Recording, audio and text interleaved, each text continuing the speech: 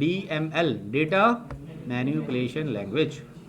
वो data manipulation language क्या करेगी? डेटा मैनिपुलेशन लैंग्वेज स्पेसिफाई करेगी for assessing and updating the data organise in an appropriate data model. इसको हम Curie language भी कहते हैं। वो क्यूरी लैंग्वेज की दो टाइप हैं, दो क्लासेस हैं। अच्छा, मैं क्यूरी लैंग्वेज पहले क्लासेस पे जाने से पहले बता दूं। क्यूरी लैंग्वेज क्या है कि हमें डेटा सर्च करना है, तो हम क्या करेंगे? हम करेंगे अपडेट इंस्ट्रक्टर और सेट कर दें उसकी सैलरी क्या 50,000, वेयर एम्प्लॉय की आईडी क्या है 2345। तो इससे पहले क्या करेगा? वो पहले डेटा को सर्च करेगा, आईडी सर्च करेगा, एम्प्लॉय को लाएगा, फिर चेंज करेगा ना। तो this information updation is called searching, changing, saving. मतलब सर्चिंग, अब मॉडिफाइंग एंड देन स्टोरिंग, तीन एक्शन आ जाते हैं इसमें। तो सर्चिंग भी डीएमएल का पार्ट है, स्टोरिंग भी डीएमएल का पार्ट है, और अपडेटिंग भी डीएमएल का पार्ट है। क्लियर है? सर इसको डीक्यूएल में भी रखते हैं ना, सर्चिंग। क्यों क्या होता है? Sir query, data query. मैंने कहा दूसरा नाम क्या? आल्सो नाउन एज, नीचे लिख दिया है, also known as query language. Clear हो गया? इसी का नाम है। इसकी दो क्लासेस हमने बना ली प्योर लैंग्वेजेस की। Two classes of languages, one is called pure and other is called commercial. Pure languages हैं जो appropriate for computational power model या ऑप्टिमाइजेशन के लिए इस्तेमाल होती हैं। कंप्यूटेशन को हमने देखना हो कि किसकी कंप्यूटेशन क्या होगी, कॉस्ट क्या आएगी, एल्गोरिथम्स के अंदर मेजर करते हैं। आप पढ़ेंगे ना course design analysis of algorithm, ठीक है? डेटा स्ट्रक्चर ही पढ़ के आए होंगे कि कॉस्ट हम मेजर करते हैं या ऑप्टिमाइजेशन टेक्निक बनाते हैं कि ये काम करना है, इसका बेहतर तरीका क्या है। जैसे सॉर्टिंग करनी है तो बेहतर तरीका क्या है? क्लियर है? और उनमें से कौन सा बेस्ट है इस सिचुएशन में, तो ये क्या आता है? ऑप्टिमाइजेशन।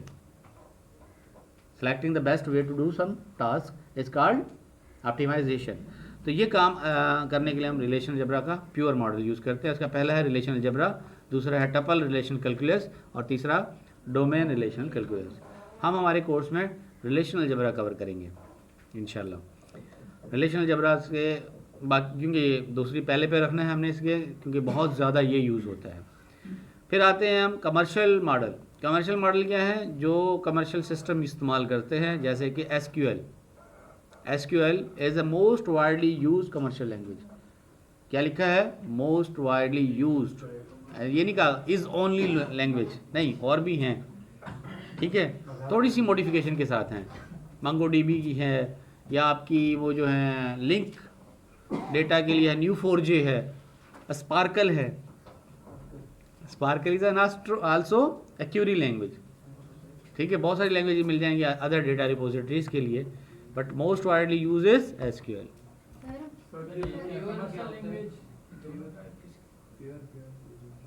प्योर क्या मतलब है? मैथमेटिकली हम प्रिसाइज एंड कंसाइज वे में कोई कमांड लिखते हैं। जिसकी मिसाल यूँ समझ लें कि मैंने लिखना है, जैसे ये कमांड लिखनी है ना, क्या? अपडेट इंस्ट्रक्टर सेट सैलरी, ठीक है जी? तो इस तरह से अगर मैं ये कमांड होती है उसको मैं शॉर्ट फॉर्म में लिखूँ, मैं कहता हूँ select name where name is equal to, name पूरा लिखूंगा, name is equal to Ahmad, ठीक है? तो मैंने कहा सॉरी, यहाँ कर ले select salary where name is equal to Ahmad. अब ये मैंने सेलेक्ट पूरा कीवर्ड लिखा, वेयर लिखा, WHERE वेयर, ठीक है? समझ में आ रही है? फिर नेम लिखा, फिर उसकी जगह मैं क्या कर दूंगा? शॉर्टकट रखूंगा, वो है ये पाई सैलरी फ्रॉम। अच्छा, फ्रॉम तो लिखा ही नहीं हमने, यहाँ फ्रॉम टेबल में लिखेंगे। फ्रॉम क्या है? Employ, EMP। तो हम कहेंगे सेलेक्ट सैलरी, और यहाँ पे हम क्या करते हैं? कंडीशन लगाते हैं, डेल्टा। डेल्टा ये सिखाऊंगा आगे जाके, ठीक है? और वहाँ हम कहेंगे कि name is equal to Ahmad. अब ये जी, ये शॉर्ट फॉर्म है, दैट्स कॉल्ड रिलेशनल अलजेब्रा। ये प्योर में और वो कमर्शियल में।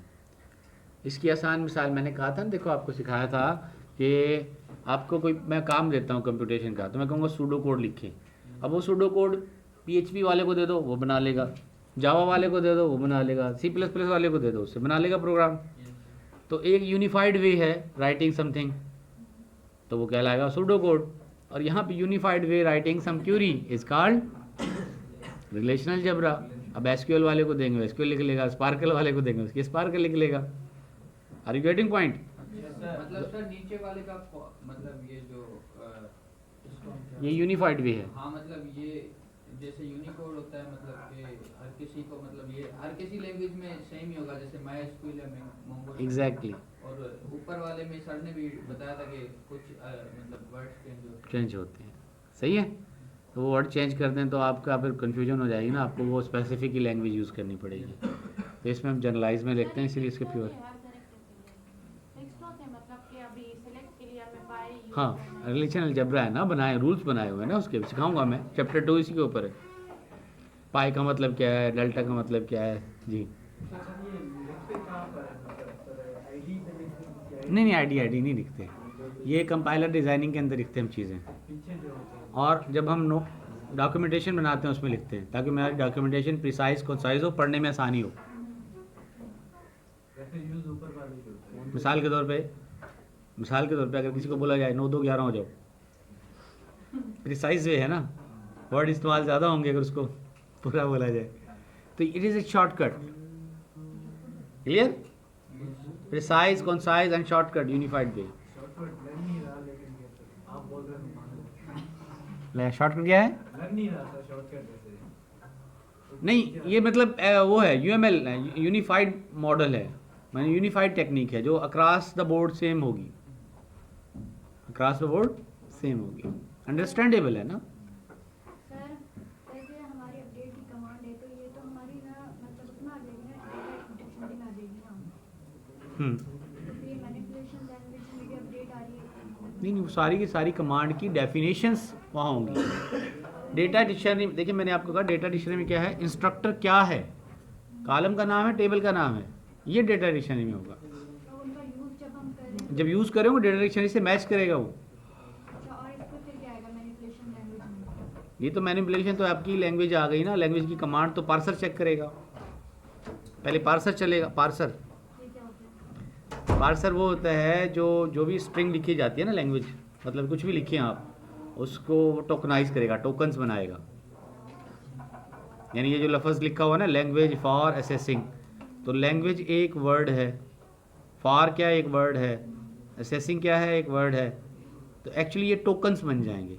फिर वो token, that's language word is a token, for is a token, tokens में तोड़ता है, फिर टोकन्स को वो मैच करता है, समझता है ये कौन सा टोकन है, इसकी मीनिंग कहाँ है, पार्स करेगा। हाँ, जैसे हम कहते हैं ना स्पेलिंग लिखते हैं और वो एरर आ जाता है कि आपकी स्पेलिंग सही नहीं है, तो एक्चुअली वो बैकएंड पे पार्सर चल रहा है। तो पार्सर में सही लफ्ज़ स्टोर है, आप लिखते हो गलत है तो बताता है ये नहीं, ये वाला होना चाहिए। तो पार्सर का कंपैरिजन चल रहा होता है, इट्स अ पार्सर, पार्स करेगा वो लैंग्वेज को। जब वो पार्स कर लेगा कि सिंटैक्स सही लिखी हुई है, फिर कंपाइलर चलेगा कि ये वर्ड आए तो करना क्या है।